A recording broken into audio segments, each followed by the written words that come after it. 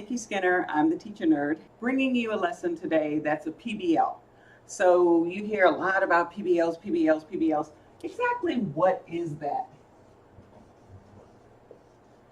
It's either a project-based lesson or project-based learning. So today's lesson is going to be about safety, about NASA, about technology. We're going to tie it all together. I'm going to start with a story because stories are your anchor. Students will listen forever if you give them an interesting story. And of course, I'm a bit of a drama queen, so I usually kind of beef it up a little bit. All right, so you ready? This story is about my favorite astronaut. No, not that one. Not that one either. But yes, Leland Melvin. Leland Melvin is my favorite astronaut because his story is all about perseverance. He overcame a lot of things. His first career was a football player. Do you know how many people actually get to be a football player? Not that many. So he was a football player, and then because of injuries, he was cut. But wait, there's more. His backup plan was to be an astronaut. So you can see why this is my favorite astronaut, because he didn't give up. And there's a lot more to that story, and maybe I'll tell it to you on another day. But for right now, we're going to talk about something that happened to him in space. Okay, so you know NASA works really, really hard to make sure all the astronauts are safe at all times. However, there was a little problem with some gloves. Now, NASA has this whole division that is devoted to sharp objects and possible problems with their suits. And this is sharp object damage program.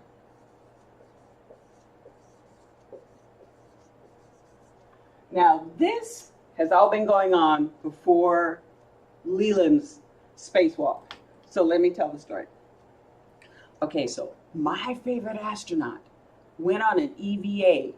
That's when they go outside, extravehicular activity. So he went outside and he did all the astronaut things that they're supposed to do. And when he got back into the International Space Station, also known as the ISS, he was taking off his suit and his gloves had cuts on them. What'd you do? What'd you do?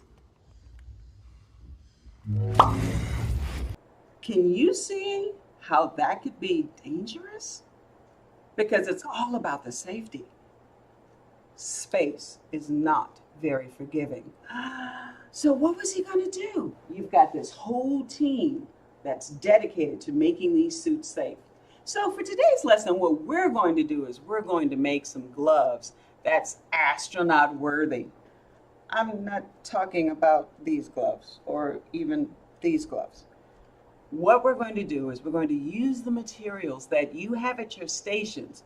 They're plastic gloves, kitchen gloves, those gloves that go up to the arms for cleaning the toilet, all kinds of gloves. You've got cotton at your station, you've got tape at your station, you've got thermometers and hair dryers at your station. So this is what I want you to do.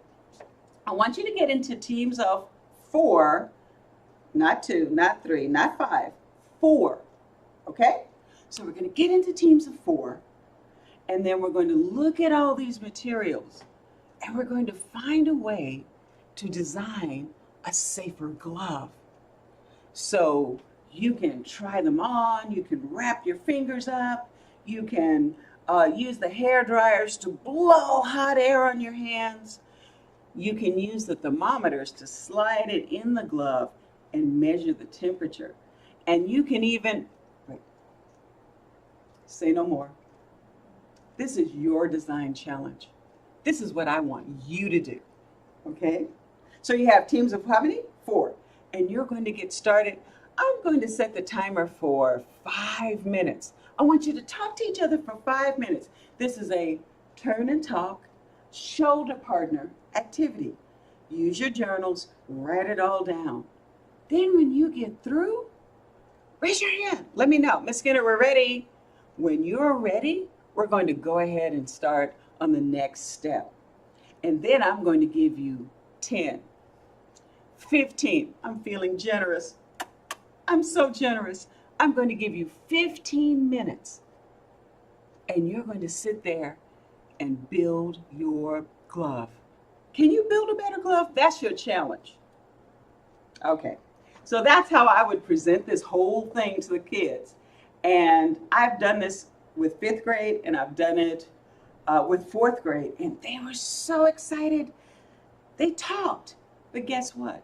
It was meaningful. It was not loud, and you can control the narrative.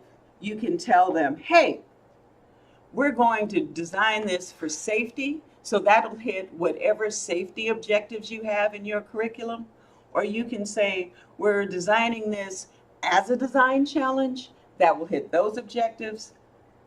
Let me tell you, I found out a long time ago, I can teach anything at all with NASA as a backdrop. Anything at all in space. This particular lesson is all about safety. So, when the kids got through, it was glorious. The individual who won actually built these gloves, and she put a thermometer in it, and she had the hairdryer going for 5 full minutes, and it went up 1 degree. She was the winner, hands down. Then later she told me, you know, Miss Skinner, I was going to be a fashion designer, but I think I might want to design suits. Yeah, I think I could do that for NASA, help people get into space. Now here's the interesting thing. The young lady who actually won the contract with NASA to help design suits was about the same age as that young lady would be. So what I'm saying is, you instill it in 5th grade, 6th grade, 7th grade, 8th grade. By the time they get to college, they're ready. They're ready. They're ready to take that information and to build something with it. You may not be able to change the world, but you might be able to change a child's mind. If you give them a big enough box, they can play in it. And then when they grow up, they'll think outside of it automatically. This is what I want to instill. Try PBLs and then look up the NASA website, and you will find just a myriad of lessons on everything you could possibly think of. Go ahead. I'll wait. No, I won't. If you have any questions, please send me a message, drop it in the box, hit the subscribe button, share with your friends. I want to help you get to where you need to go. I want you to think outside the box and take it from a nerd. I want to help you get passionate about whatever it is you want to do in science. NASA's my happy place. I want to help you find your happy place as a science teacher. Can we just start?